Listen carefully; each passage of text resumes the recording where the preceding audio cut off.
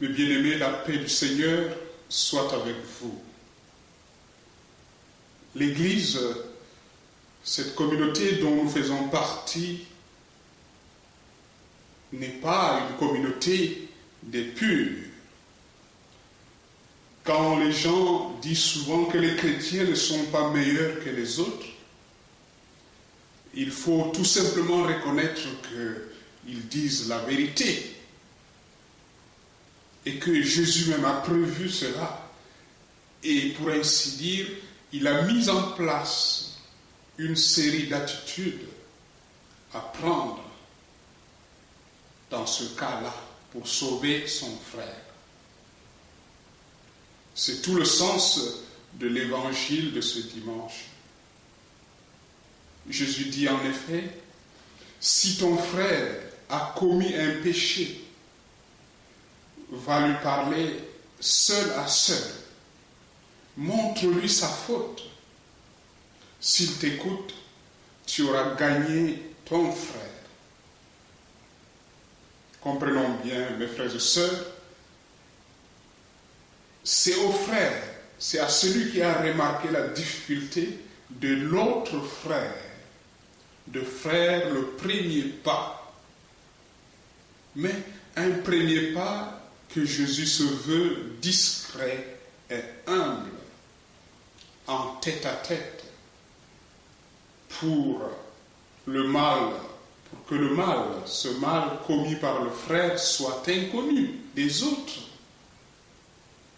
Et que le frère puisse conserver sa réputation et son honneur. Mes bien-aimés, sommes-nous assez délicats comme Jésus? Ou bien nous nous empressons de publier les défauts des autres? Avons-nous le sens du contact personnel avec nos frères? Ou bien nous nous contentons d'être des redresseurs des torts publics? Nos interventions face à nos frères en difficulté visent-elles à les sauver? C'est ce que le Christ appelle à gagner nos frères, ou contribuent-elles à les enfoncer davantage? Jésus continue son propos en disant, s'il ne t'écoute pas, c'est-à-dire ce frère, prends encore avec toi 2 ou 3 personnes, afin que toute l'affaire soit réglée sur la parole de 2 ou 3 témoins. S'il refuse de les écouter, dis-le à la communauté de l'Église. S'il refuse encore d'écouter l'Église, considère-le comme un païen et un publicain. Dans cette démarche, dans cette dégradation progressive, mes bien-aimés, il y a plusieurs indications importantes que nous devons noter. Premièrement, Jésus nous demande de ne pas se résigner aux échecs du dialogue avec le frère. Continuez toujours à chercher d'autres moyens pour vouloir sauver mon frère. La deuxième chose, ne pas utiliser des grandes condamnations sans avoir tout tenté, mes frères et sœurs. Une troisième chose, Jésus nous demande de se défier de son propre jugement, de se méfier de son propre jugement pour s'en remettre en fin de compte au jugement de la communauté, à l'ensemble de la communauté. Remarquons qu'en fin de compte, c'est le frère lui-même qui s'exclut de la communauté par son manque d'écoute. Il y a des situations où, reconnaissons-le, on a tout tenté et ça n'a pas réussi.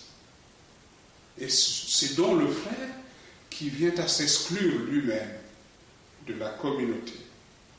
D'où cette dernière phrase dont Jésus dit, il faut le considérer comme un païen et un publicain. Est-ce que nos communautés, mes bien-aimés, sont des lieux de miséricorde? L'Église, mes frères et sœurs, est le lieu merveilleux de la miséricorde. Elle est le lieu merveilleux de la communion, de la fraternité et de la prière. C'est cela que Jésus dit, se réunir en son nom. Ceux qui se réunissent au nom de Jésus font communion, vivent la fraternité et ce sont des communautés priantes. Et c'est ces piliers, le bien-aimé, qui garantit la présence de Dieu parmi nous, la présence de Jésus parmi nous.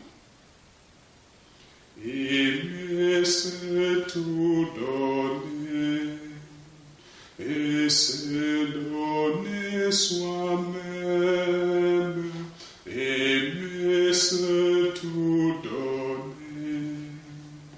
et s'est donné soi-même. Bon dimanche à vous tous.